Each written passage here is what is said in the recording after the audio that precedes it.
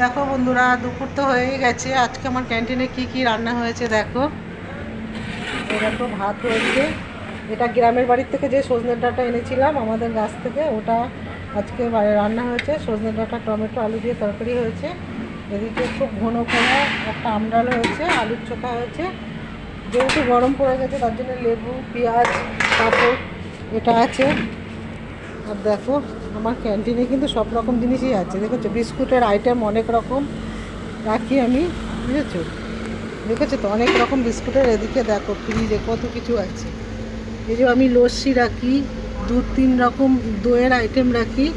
এদিকে দেখো তোমার ওই যে ওআরএস রাখি, এই যে ওআরএসের প্যাকেটগুলো। এই ফ্রিজে দেখো থামস আপ, 7 আপ জল, সব কিছু আমার ক্যান্টিনে পাওয়া যায়, বুঝেছো? একবার যদি আসো আমার ক্যান্টিনে, এখান থেকে ব্লেড থেকে শুরু করে সিগারেট, বিড়ি সব কিছু আছে। এর ভিতরে ঢুকলে আমার ক্যান্টিনে সব কিছু পেয়ে যাবে।